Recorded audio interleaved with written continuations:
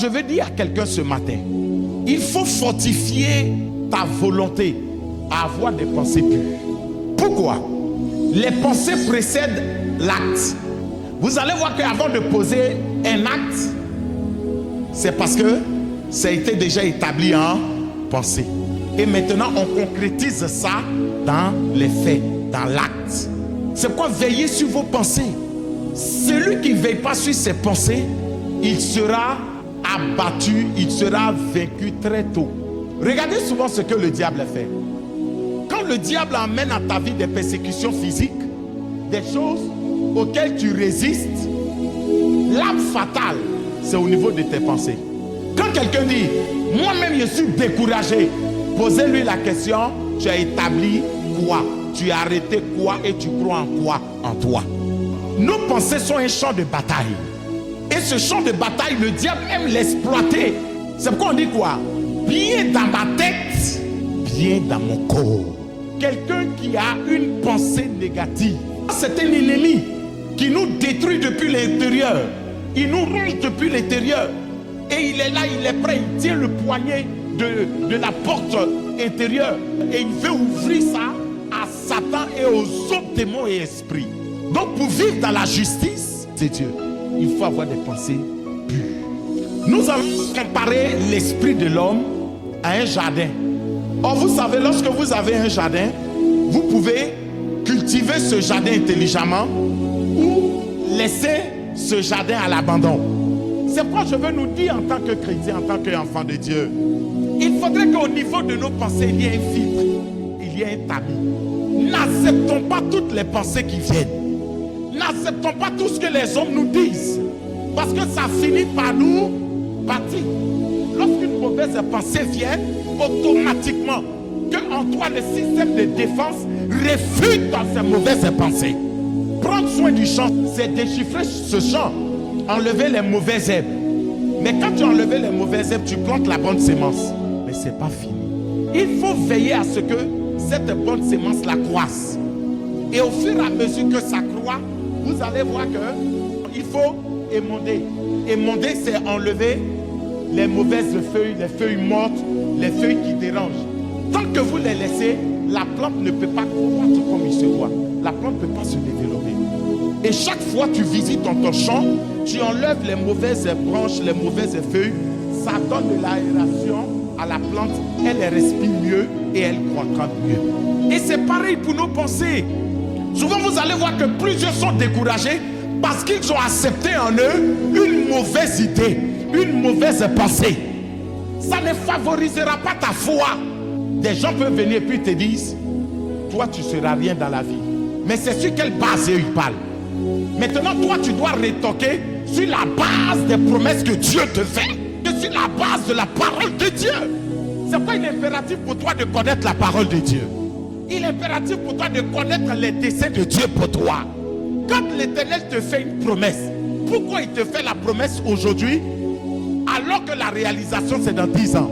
Il y a des promesses qui s'accomplissent de façon instantanée, mais il y a des promesses qui sont à long terme. Mais pourquoi Dieu te fait connaître ses desseins aujourd'hui? Tout simplement parce que dans ce parcours, tu seras confronté à beaucoup de choses. Le découragement viendra. Il y aura beaucoup de choses. Mais toi, tu n'as pas le droit de te décourager parce qu'il y a une promesse qui t'a été faite. On dit quoi? Chaque jour on dort, on se réveille, il y a des nouveaux dossiers. Il y a des nouvelles attaques. Il y a des nouveaux découragements. Il y a des nouveaux ennemis. Mais écoutez, Dieu veut que tu tiennes ferme. C'est pourquoi il a dit à Josué, il dit prends courage. Il n'a pas dit à Josué, je viendrai te donner le courage. Il dit, mais toi-même prends courage. Mais tu prends courage sur quelle base? Sur la base de la parole de Dieu. Sur la base de la promesse de Dieu pour toi. C'est pourquoi il dit que le faible dise je suis fort. Mais pourquoi je déclare que je suis fort? Parce que j'ai une promesse. Mais on se laisse trop emporter par le découragement. On abandonne trop vite.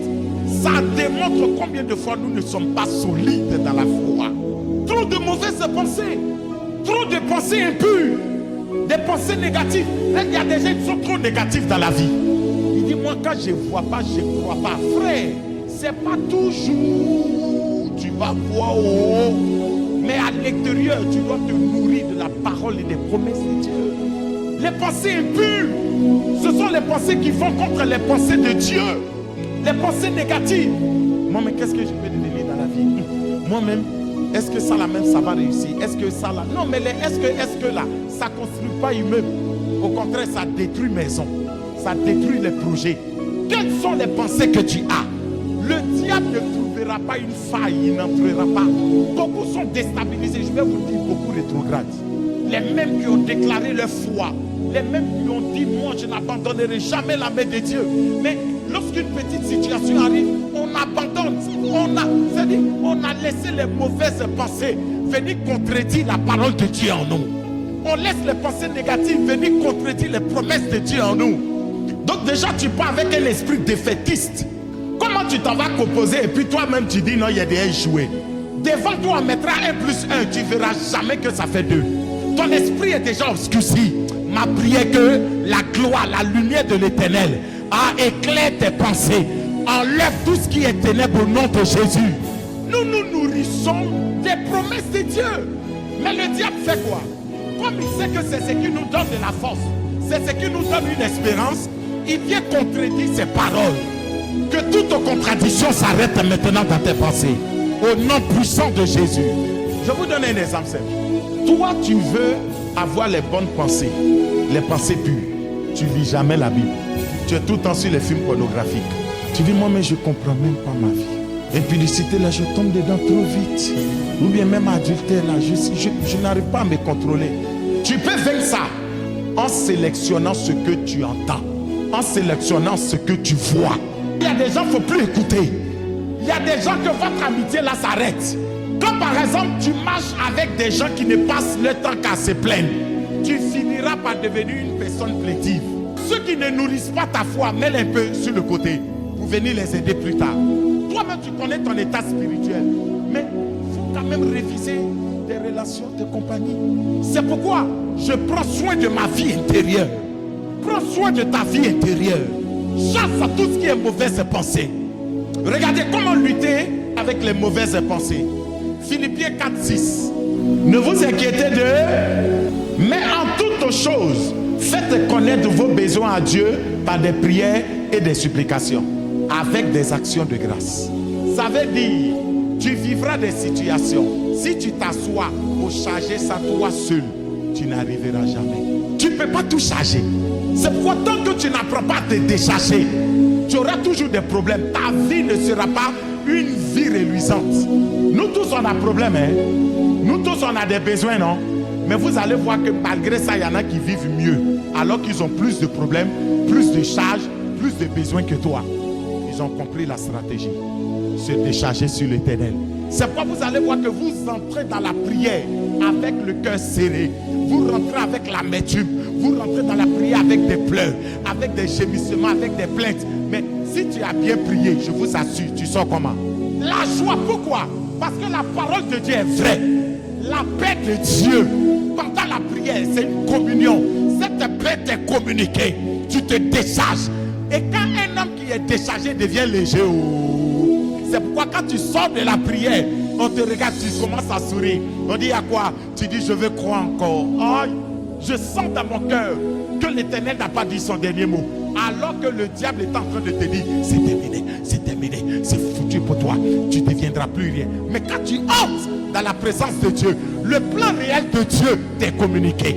La pensée vraie de Dieu t'est communiquée. Et tu ressors en forme. Pourquoi?